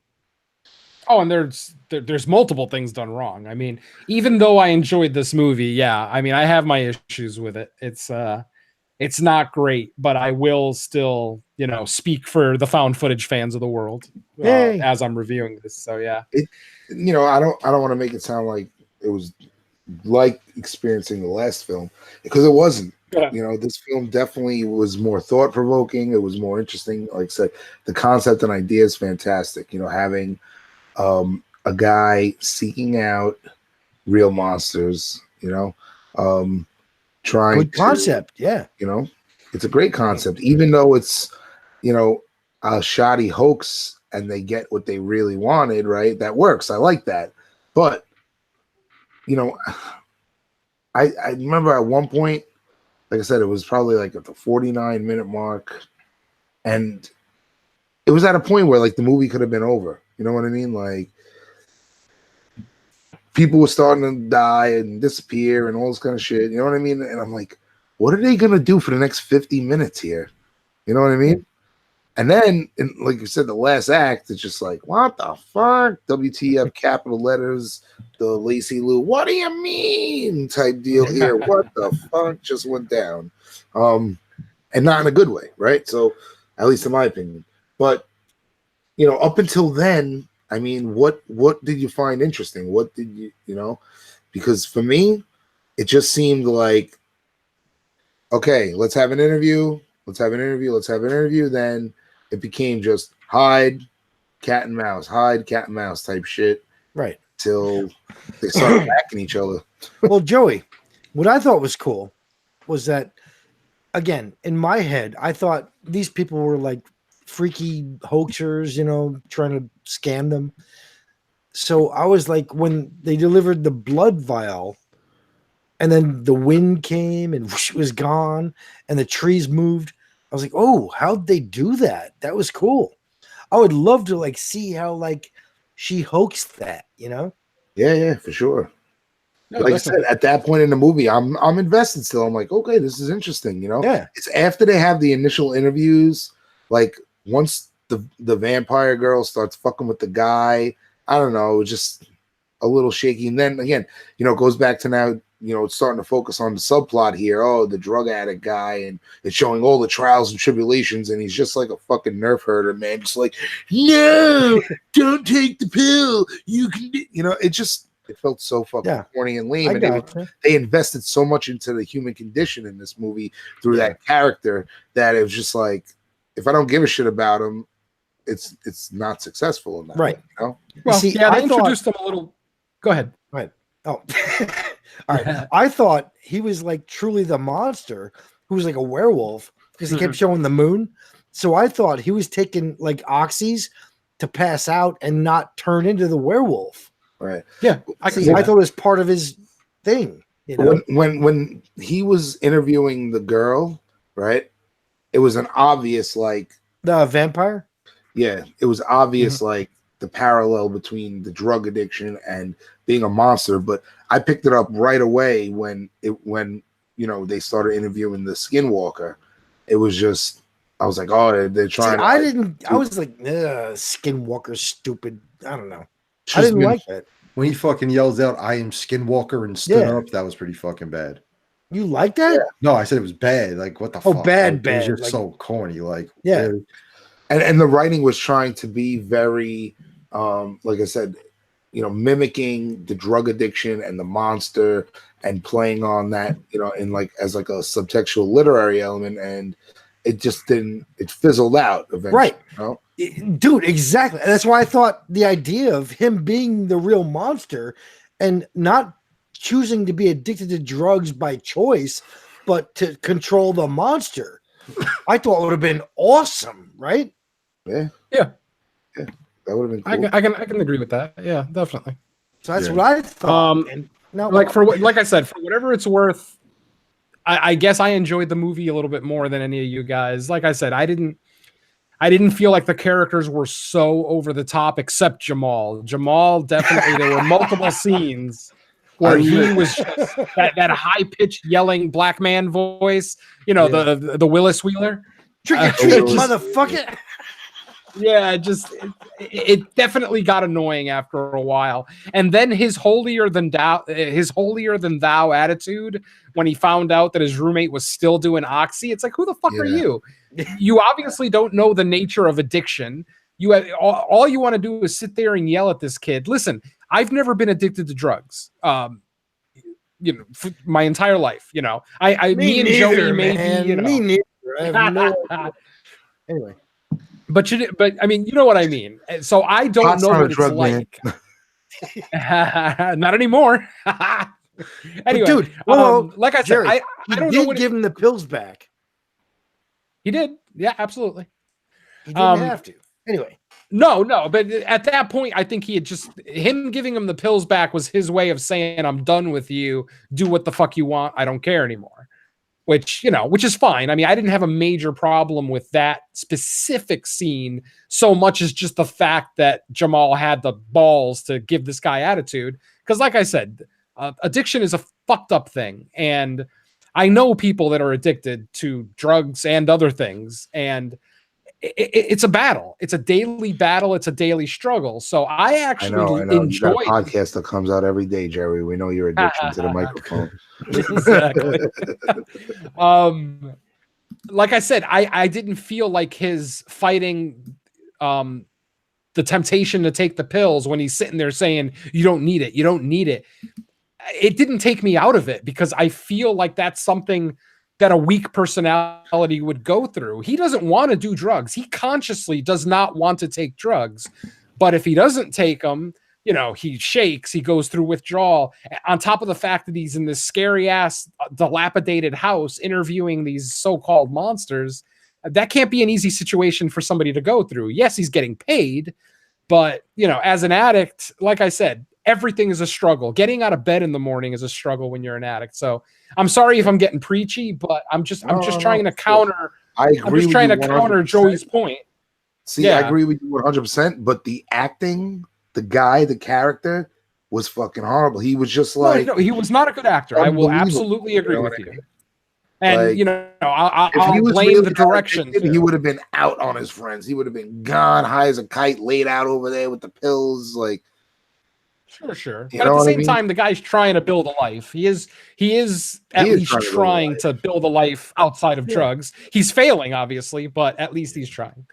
Hey, don't do it, and he hits the mirror, and it's just like, dude, that's not how it goes down. That's not how it goes down. Like, well, I mean, like I said, I don't know, so I'm not going to sit here and say that. Hey, am I the only guy here who thinks that the girl wasn't that hot? The main girl? No, yeah. she's Anne Hathaway hot. Yeah, she was like okay, but not exactly hot. And Anne Hathaway is just okay to me. So yeah, exactly, man. No, I definitely I can see how a lot of guys would like that look, be attracted to it because it is mildly glamorous. She doesn't look like just some chick from the hood. She looks like she comes from money, takes care of herself, blah blah blah. Obviously, no one woman is going to make every single man, happy or, there's no one woman that every guy in the world thinks is hot. So, but ultimately, we all have differences. Right. But she was cast as this girl who she's the hottest girl ever. And these two guys are fighting for her. And oh, come on. I'd be like, get the fuck Well, that's out. The thing. Devin really wasn't though. He was done. He's like, whatever. Yeah, he wasn't really making a play for her at any point. He obviously, once we see the end, we know what the motive was. But even early on, when he first asks her, it didn't seem like a ploy to get back in her pants. No, I agree. It seemed like he had a legitimate purpose for her. But the script sounded like they wanted her to be like this hot fucking goddess. Possibly. Yeah, I could see that. I mean, that might be just the best. Maybe she was the best looking actress that auditioned for the part. Like, okay. I mean, I thought she was probably the best actress out of the bunch. I actually, for whatever it's worth, I like the three monsters. The vampire was a little over the top. She was way too sexualized, but it works because vampires throughout history have been, they're sexy creatures. They're very seductive. Yeah. Honestly, all I could look at was how horrible those fake tattoos were. Oh yeah, they were definitely stickers. Was the worst looking fake tattoo. Like, put a fucking long sleeve shirt on. Why even have the tattoos out there? Like, I understand they wanted to sexy her up and stuff, but It's hot in California. Sexy her up. But to me, 10 out of 10 for J-Mac. Dude, fucking, I for one don't like tats on girls, but two, fucking agree. They look so fake, like they were just put they on were bad. paint. Sorry, go ahead. they could have saved themselves some CGI money and just popped fucking fake fucking fangs in her mouth instead of having make her fucking face get distorted and like what is obviously done with computerized shit. You know what I'm saying? Yeah. There was a little too much of that in there for me. I don't like when shit looks that fucking. Agreed. Well, that's what I was saying. That's what I was saying earlier about the repetitiveness of this movie. Especially with the demon. Shiori's demon face just got stupid after a while. Like I thought the very first time that I thought it was moderately okay. But then by the 40th time that we saw it, it was way too much. And once the demon actually started talking into the camera, that I was just they lost me there. A digital demon. Well, that was the thing too. Demon, when they first show her, like the camera would glitch and it would show that fucking demon thing. Like that shit just looked cheesy as fuck to me. The demon is there. That's actually directly from the YouTube short. I don't know if you guys are aware. This movie was based on a YouTube short. It was only like 2.5 minutes long. There's a series of videos on YouTube called The Smiling Man. Oh. And there's like multiple episodes. There's like a couple of seasons with multiple episodes. I know the one of the episodes is a creepypasta, but wow. Right. But this isn't that. It's not based on the Smiling Man creepypasta. That's just the name of the series. Right. It's different creatures in every episode, but they all kind of have the same commonality that they're always showing their teeth, blah, blah, blah. Anyway, the original short was just Shiori. It was just the Asian girl, same actress, just standing in front of. Yep. And she's. Hell. Oh, is it? Oh, I didn't even notice. Everyone's name in this, except for like Brian and Devin. Everyone's name is like Muriel is Muriel, and Jamal. Jamal. Jamal. Yeah. Shayla. Steven is Steven. Yeah, Steven is Steven. Shiori. No, I think they were going for a Blair Witch thing there because they used their real names in Blair Witch. Yeah. I don't know. I don't act. Call me by my real name. Come on. Ugh. Yeah, exactly. Yeah, it's a reach, definitely. But for whatever it's worth, like I said earlier, I enjoyed the interviews. Some were better than others, obviously. The vampire one, like I said, a little over the top. I liked Steven's interview, the Skinwalker. I thought his interview was probably the best one. That's personal opinion, obviously. It was the first one, and it was the most compelling to me. It was the one that I cared about the most. Like I cared about the vampire the least. Once I realized that she was just going to be an over-sexualized 20-something looking hot chick from LA, it kind of, it lost me a little bit. I actually enjoyed it.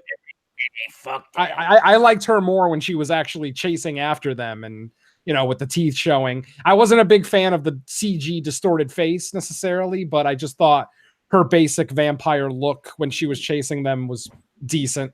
Like, I'm not a big fan of the CGI face stuff in general, but to me, she was the one character that if she just had the fangs instead, it would be fine. She's a vampire. She doesn't need a face. Absolutely. Like, it isn't like, all right, when the demon takes over, her face change. When he fucking skinwalks, his shit's gonna change. Like, why fucking do that to this girl? He made a version. That's true. He skinwalks. But question, guys. What the fuck? When he all right, can we do spoilers or no? Let's get to it. I'm ready for bed.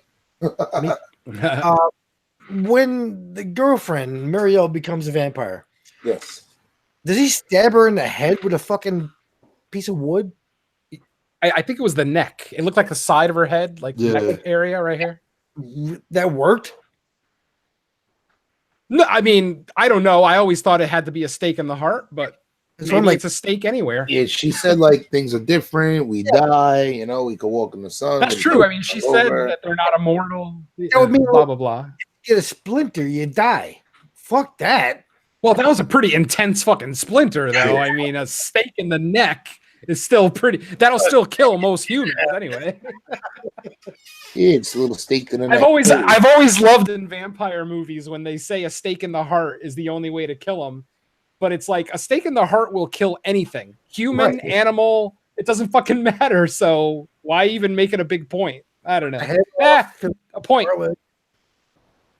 But yeah, I don't. Like I said, just oh god, and the attempted exorcist crab walk. Yeah, that didn't look good at all. Movie. God. See, that's what killed it for me was the ending. Was all the CGI. No, that final 15, 20 minutes definitely went off the rails. I knew that there was going to be a twist coming up. Like halfway through the movie, I was thinking that, you know, kind of like you were thinking how the drug addict might turn out to be a monster. I was thinking it might be Devin or the girl.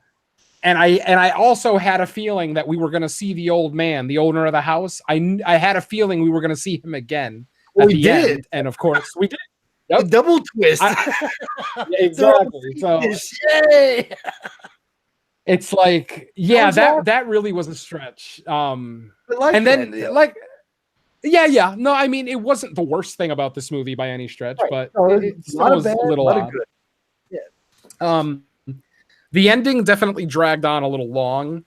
It's like, you know, once I don't know how spoilery we want to get, but once the character turns on everybody, that the guy who turns on everyone, once he does that, I figure that's the end of the movie right there. We don't need any more chases. We don't need to see a cult. We don't need to see a sacrifice. Like everything else that was done after that was just filler. That whole ending felt tacked on to me. It felt like maybe they filmed the movie up until, and you know, spoiler warning, sorry, up until they actually kill the three monsters. I thought that felt like a very natural way to end the movie right there. Wait. But like I said, I knew there had to be some kind of twist. Till the 3 months. The Skinwalker died? Yeah. Yeah. I didn't know. Oh yeah, they killed I him. didn't know he died. He was the last one. Yeah, but I thought he came back. Yeah, he did, but then they definitely killed him. Oh, shit. Like he came back multiple times, but yeah, they definitely all three of them are gone by the I end of the didn't know he movie. was All done three for of the good. monsters. All right. Yeah. That's when, you know, we get the reveal at the end of what Devin was actually trying to do. So you know, I'll leave that surprise for people who actually want to take the time to watch this movie, but it's not much of a surprise. So yeah. So yeah, it definitely felt it felt like that ending was tacked on. It definitely felt like it's almost like the original script ended at the end of the three monsters, but then they were like, well, the movie's only an hour and 20 minutes and, you know, we should probably add a little something to it. I don't know. Like I said, it just felt tacked on. It felt like they wrote it on the set. It was like, hey, we've got these extra goat head masks over here. Why don't we use them for something? That's what it felt like. And that's sad because, you know, Joey. Yeah, Joey and J-Mac. What's that? Was that Devin's face at the end? I believe it was. That Yes. last, yeah. I Yeah. believe it was supposed to be him. Tanya called that. She told me that. I was like, what? All right. Yeah, that was him. I think it was him anyway. I'm like 90% sure. So yeah. All right. I don't know. Like I said, this movie, it built up so much goodwill with the first act. Like I was on board. You know, even though I wasn't on board with every single character, every single human character in the movie, I was still accepting of it because I've been on Hollywood movie sets and yeah, you get the occasional dick, the occasional stuck up bitch, blah, blah, blah. It happens. So in that sense, it felt realistic, at least to an LA resident. You know, I'm sure someone who's never dealt with Hollywood or movie sets or anything like that probably would have thought this was a little too over the top, but for whatever it's worth, it worked for me. I hated the ending as much as anybody else, but I still, for the most part, enjoyed it. I don't take very detailed notes when I do these things. I kind of just bullet point shit. And literally the second thing I fucking wrote down was Jamal is painfully annoying. Yes. Literally. And I write down, Jamal is the biggest bitch of a black man I've ever seen. And since we're in that that was my exact note. that spoiler realm kind of place now, when fucking what the fuck's his name? Not the drug addict kid, fucking Brian. Yeah, Brian. When Brian fucking has that demon dream thing, like if this is a found footage movie, what the fuck was being like? How the fuck was his demon dream being filmed? Like, was he seeing that? Like, was the demon making that happen around? Like, what the fuck was going on there? I mean, he wore the. That was one of the things that I was going to talk about with the with the actual found footage aspects of this movie. One of the biggest questions always in a found footage movie is why are they still filming? Why are these people still filming? Yes. I want to know who found it. Well, I mean, the only movie that I've ever thought that was important was The Blair Witch. Right. I mean, most found footage movies, don't actually have a scene of footage being found necessarily. It's just it's filmed. The whole movie's filmed in POV, so we call it found footage. So. Right. But like I said, there were multiple characters. This was the device that I liked about this movie, is that there were multiple characters in this movie wearing body cams. They weren't holding cameras. Right, like Halloween Resurrection. Exactly. Well, bad example, but yeah, why not? But so all the scenes where they were running away from the monsters and only periodically turning around, I thought that felt realistic, because I mean, you're going to run for the most part, but a normal person is still going to look back periodically to see if they're, if the creature's gaining on them or whatever, blah, blah, blah. So that part of it I liked. Now, one of the things CGI. that CGI. One of the things that I did not like, that didn't make a lot of sense to me, was why do people, I'm asking you guys this question. This isn't the problem, but I'm asking you this question. Why do people use night vision on cameras in found footage movies? So they can see, right? So they can see. Dark. Yeah. These people had night vision on their GoPros. GoPros don't have, it's not like someone's looking at a GoPro monitor to look around and move about in a dark room. So it bothered me that all the GoPro cameras had night vision on. It's like, who's that for? It's not for anyone. So that was a weird device that took me out of it. It's like, I mean, obviously you got to do the night vision so that we, the audience, can see what's going on. But at the same time, it's like, it doesn't make sense as a device in the movie, because, night vision is for a big camera where you're looking through the lens so that you can see and move around in the dark, like the subway scene in 28 Weeks Later, shit like that. Well, this one, like I said, if you want to like jerk off in the dark, I get, but I don't know. But that's what I mean. It's like, since these people have the cameras strapped to their chest, no one's looking through the monitor. So at what point did they turn night vision on, and why? Right. See, that's the thing that really irked me. Like, why the last half of this movie is in black and white or night vision? Yeah, it's all night vision. Yep.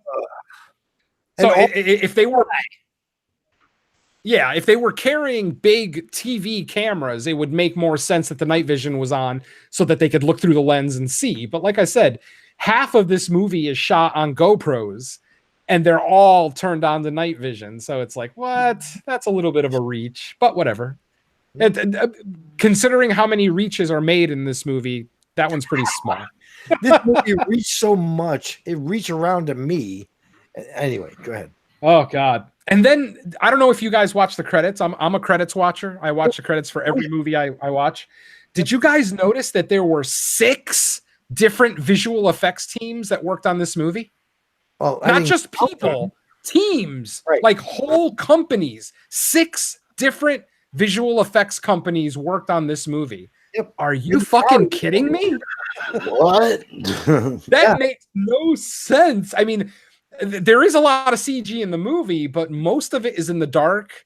Fucking why did they need 6 teams of people? Well, there's a point. There's about like at least a half hour, 40 minutes of this movie where there's a monster on screen Yeah, true. every Oh, fucking easy, minute. yeah. You know what I'm saying? Like, All right, good point. But that's what I mean. Did they actually get different visual effects companies to do For each different monster. creatures? Like they had one Yeah. do the skinwalker. That's Oh, stupid. That's dude. so ineffective and expensive.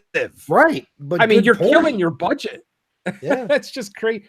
My only point, I mean, look, there's lots of movies out there that have multiple visual effects teams on it. That's fine. But this movie in particular does not deserve 6 visual effects teams working on it. And they produced it nothing made zero special. Nothing special. Exactly. Produced. Nothing special about those special effects at all. No. All right. What Well, else? I got a burglary happening on the block right now. I see that. Oh, What the damn. fuck? My wife going crazy right now. There's helicopters out, so Buddy. All right. it's time to rate Damn New temperature. Yorkers. Move on. So That's about everything I had. I will say I did like the shadow kill. I don't know when they first thought that they killed Shiori. You remember it was like a shadow kill. You didn't actually see it. You just saw the shadow effect. I thought that was kind of. yeah. It's really quick. It's literally like on screen for like 2 seconds, but Yeah. I did enjoy it. I thought that was didn't. different. Yeah. But yeah, like I said, I'm grasping at straws here trying to find positives because, like I said, overall I enjoyed it. But now that I'm sitting here talking about it point by point, I don't think I should have liked it as much as I did.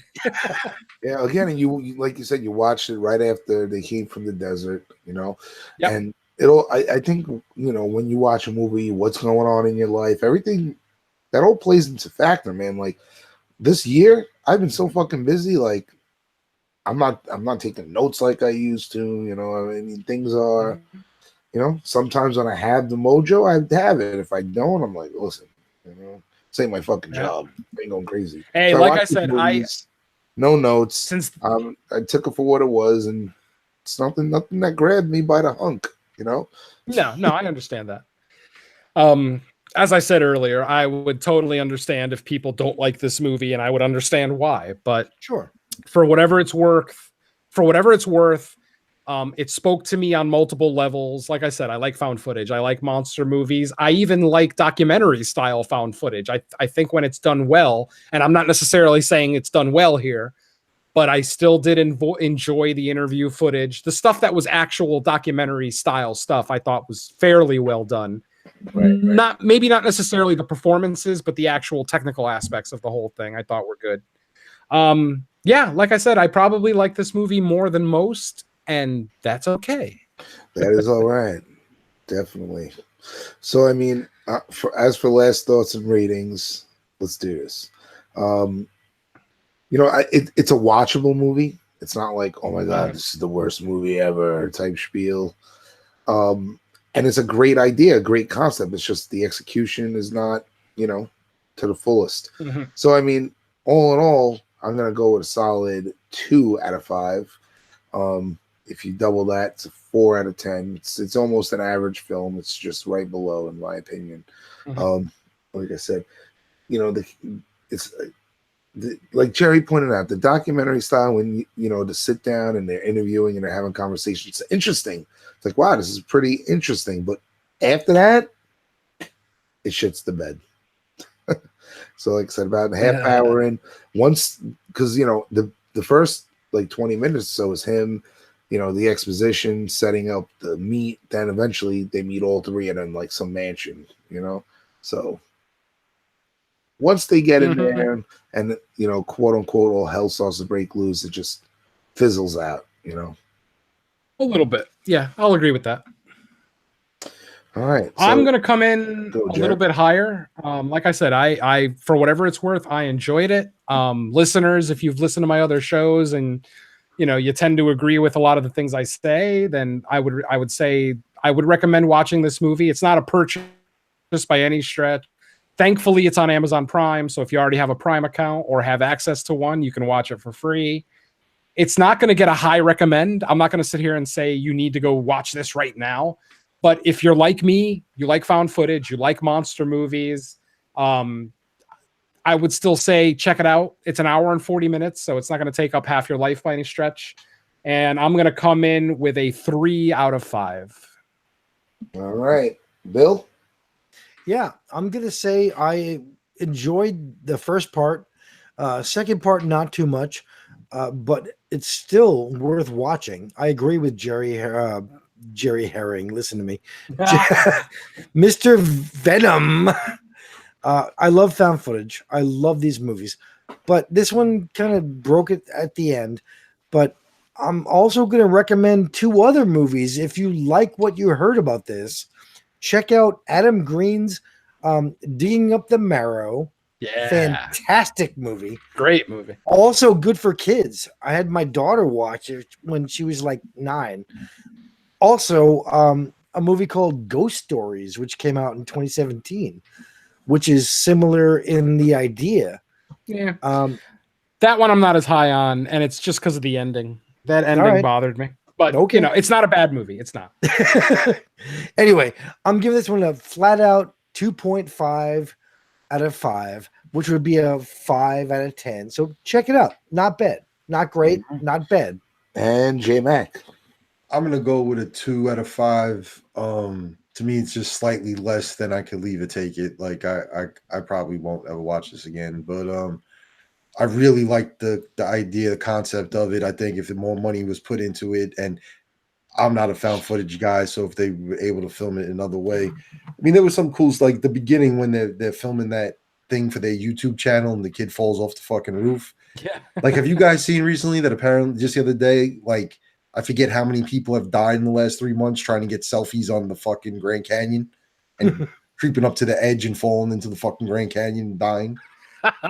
There's been like multiple people in the last like 3 months that this happened to. I just heard on the radio this morning.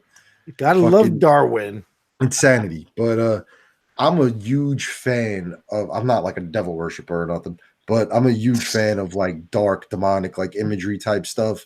So when it got to like the satanic cult shit, if that stuff was done a little better, I might have fucking been a little higher on this. I thought it was kind of lazy that they didn't come up with like a fucking cooler demon than just the Baphomet, whatever the fuck they were calling it. Baphomet. Yeah, Baphomet. Like between fucking, Islamic, Christian, Jewish culture, there's so many fucking possible demons. Like, just throw a quick Google search up, Yep. Fucking steal King Pyme from fucking Hereditary. I don't care. And honestly, anybody who studies the occult knows Baphomet would never possess a human. He has no reason to. He's a goat. Yeah, I mean, he's already a god. There's no need Black for Phillip. Why the fuck wasn't the goat head black? Don't ask. Giant white goat head walking around. Who gives a fuck? Thinking about it in the last couple of minutes, I think this movie would benefit being done not in found footage. Yeah, that's what I'm J-Mac saying. was Yeah. saying. If they could get some more money into it and do it that way, I think it could be really fucking cool and entertaining. I'd like to see. I actually wouldn't mind seeing a sequel, but with no one from this movie. Give me a whole new crew, a whole new city, a whole new set of monsters. And even if it wasn't found footage, I would still be on board because, I mean, ultimately it could be done really, really well either way. I mean, this movie's found footage. I think it's average to above average, but it could still be done way better, way, way, way better. So like I said, go into it, with just a little bit of trepidation. But I still say, like I said, if you like monster movies and found footage, do it. Do it. Yeah, I'd say too quick, just, being able to watch both of these with my son was a lot of fun. He's getting big now, so wanting to hang out with the fucking parents is not something he's too interested in doing. But, that, and like I said, Jamal's character, I think, was there for fucking 12-year-old to fucking find funny. Of course. Now, between the giant open wide eye thing with the "you like me" from fucking the Desert movie, and now he's also walking around going "R.I.P. Jamal, R.I.P. Jamal." I'm like, dude, R.I.P. Jamal. That's awesome. Yeah, he's fucking. He thinks he's a comedian. The kid. He, So yeah, it was fun doing it like that. The desert, it came from the desert was real fucking bad, but this wasn't horrible. It's just it could have been a lot cooler, I think. Oh yeah. Definitely middle of the road, but like I said, it's going to speak to some people more than others. So sure. All right. All Wake right, up. well, it's time to go to bed, JoJo. This is not the West Coast, Jerry. Hey, it's my dinner time. Shit. All right. It's been a pleasure. Next time, check us out 2 weeks from tonight when we'll be back with 2 movies from Yeah. the 90s. What are they? California with a K. What a K. And every working man's favorite, Falling Down. Yeah. So take a trip back to the 90s next week and visit those. Sounds Until good. then, gentlemen, it's been a pleasure. Bon voyage. Fare you well. Have a great time going to bed. Great time stuffing all your holes. We're out. Love all you people. Peace.